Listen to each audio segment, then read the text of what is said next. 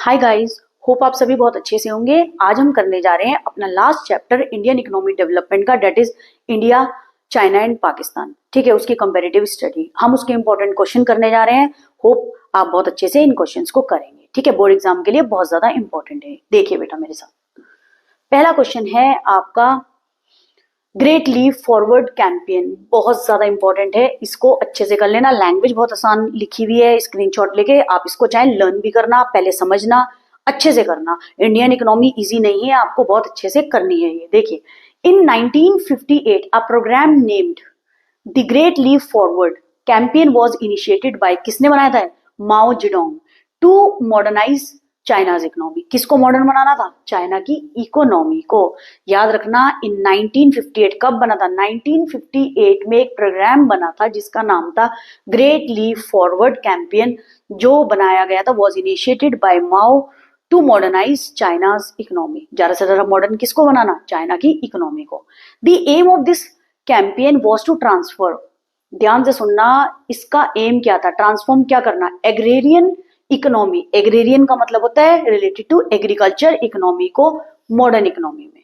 ठीक है, main purpose क्या था? Through the process of rapid industrialization, transform of agrarian economy into new modern economy का मतलब है एग्रेरियन एग्रीकल्चर इकोनॉमी को चेंज कर देना, किसमें? इंडस्ट्रियलाइजेशन में, जहां पे गुड्स एंड सर्विसेज प्रोडक्शन होता है उनका। तो aim of this campaign was no transform agrarian economy into a modern economy through the process of rapid industrialization. Under this program, people were encouraged to set up, बेटा एक बात ध्यान से सुनना, the main aim of this campaign was, no की जगह है to, गलत मिसप्रिंट हो गया था, sorry, to transform agrarian economy को चेंज करना, किसमें? मॉडर्न इकोनॉमी में, दैट मीन्स इंडस्ट्रियलाइजेशन में। ठीक है, under this program people are encourage, people को एनकरेज करा जा रहा था कि वो अपनी इंडस्ट्रीज कहाँ लगाएं? अपने घर के बैकयार्ड में। समझ गए? बैकयार्ड तो समझते हो ना, घर के जो स्पेस पीछे वाली है, ठीक है, उसमें। In rural area communes were started. अब ये होता क्या है commune? Commune is a system of collective farming. बहुत ध्यान से सुनना, कम्यून एक ऐसा सिस्टम है उसमें कलेक्टिव फार्मिंग करते हैं, एक साथ मिलजुल के फार्मिंग करते हैं। Under which people were made to cultivate farmland in China, जिसके अंदर सारे मिलके क्या करेंगे? कल्टिवेट करते हैं फार्मलैंड। फार्मलैंड तो समझते हो ना, खेती करते हैं कहां पर? चाइना में। That is people collectively cultivated land, जितने भी लोग हैं वो कलेक्टिवली क्या करते हैं? लैंड को कल्टिवेट करते हैं। ठीक है, in 1958 there were 26,000 communes covering almost all the farm population. ये बात बोल रहे हैं 1958 में देयर वर कितने कम्यून्स थे? 26,000 communes covering almost all the farm population. ठीक है, GLF campaign met many with many problems. अब जीएलएफ जो कैंपेन थी वो ज्यादा से ज्यादा प्रॉब्लम क्या क्रिएट हुई उसके अंदर? अ सेवियर ड्रॉट, ड्रॉट जानते हो, सूखा पड़ जाना, कॉज्ड हेवोइक इन चाइना, हेवोइक का मतलब है भगदड़ मचा दिया, और जिसमें क्या चीज हो गया? Killing about 30 million people. देखिए, एक सूखा पड़ने के कारण चाइना के अंदर कितने लोग मारे गए? 30 मिलियन पीपल। ठीक है, व्हेन रशिया हैड कन्फ्लिक्ट, अब दूसरा ड्रॉबैक क्या है? When Russia had conflict with China, जब रशिया के कन्फ्लिक्ट, लड़ाई हुई चाइना के साथ, it withdrew its professional, it withdraw क्या कर लिया था उसने?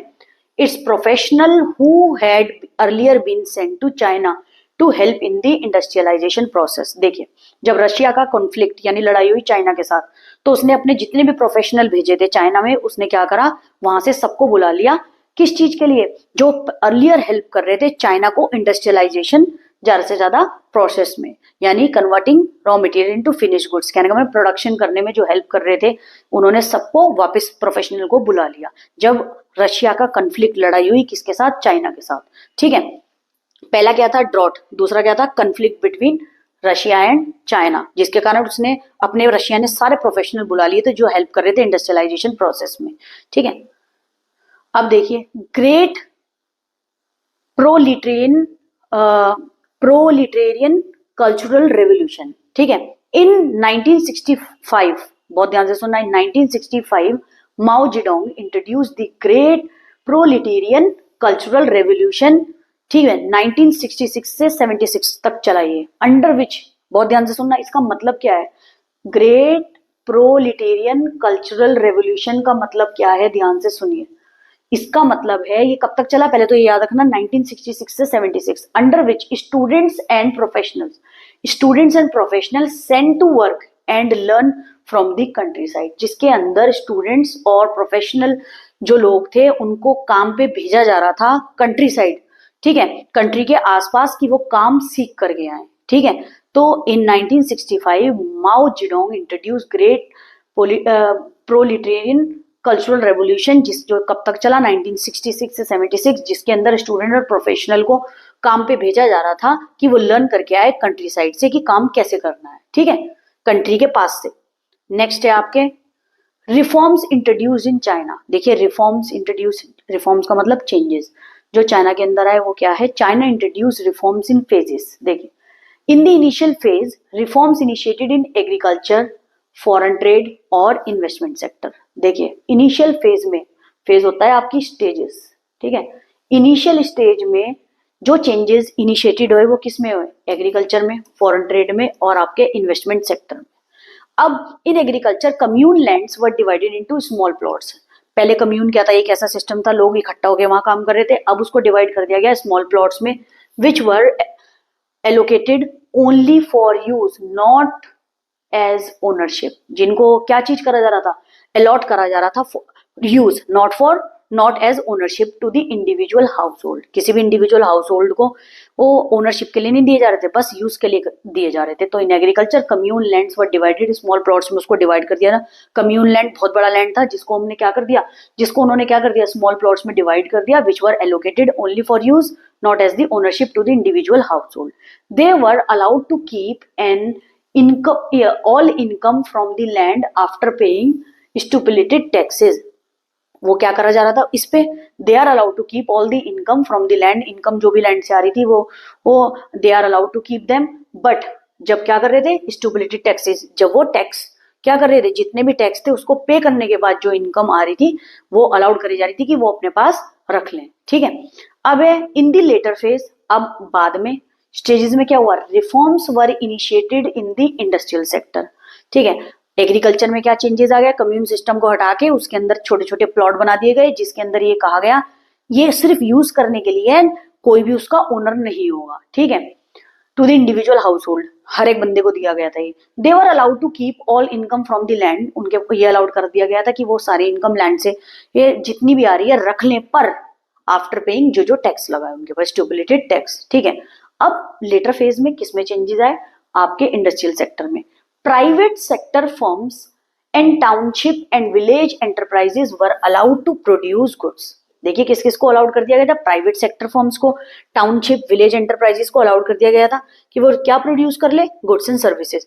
Eight this stage enterprises owned या run by government, that is known as state owned enterprises, ठीक है, were made to face competition. अब एक बात ध्यान से सुनना, लेटर फेज में प्राइवेट सेक्टर फर्म्स को, टाउनशिप को, विलेज एंटरप्राइजेस को अलाउड कर दिया गया प्रोड्यूस करने में गुड्स एंड सर्विसेज। फिर उस स्टेज में एंटरप्राइज जो गवर्नमेंट रन कर रही थी, और कौन सी गवर्नमेंट कर रही थी, जो कि ये state owned enterprises, state government जो रन कर रही थी enterprises, were made to face competition. क्या चीज फेस कर रहे थे उस समय पे, वो कंपटीशन, ठीक है, गुड्स एंड सर्विसेज का।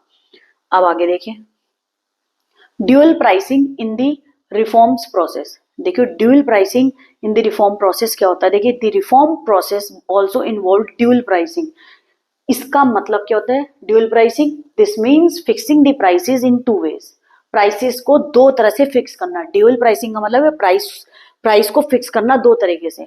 Farmers and industrial units were required to buy and sell fixed quantities of inputs and output on the basis of fixed price which is fixed by the government. Farmers और industrial unit were required to buy or sell fixed quantities, जितनी government ने fix कर दिया उतनी quantity को bye और cell करते थे वो on the basis of fix price, जो कि किसने फिक्स करे हैं, गवर्नमेंट ने।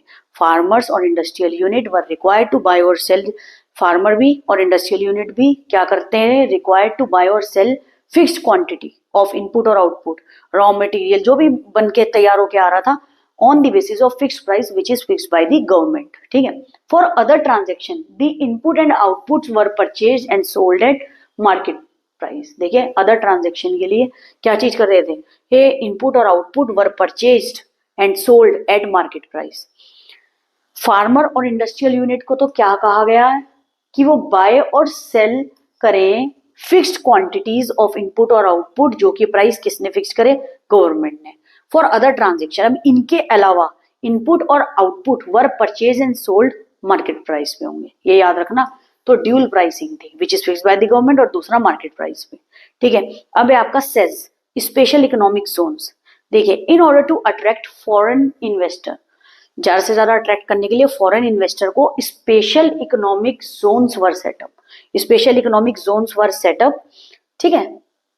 ये हम अपना देख लेंगे। अच्छा एक चीज बेटा और बताओ, special economic zones were setup तो कर दी गई थी, स्पेशल इकोनॉमिक जोन्स के अंदर क्या चीज करनी थी वो मैं आपको बताऊंगी बाद में।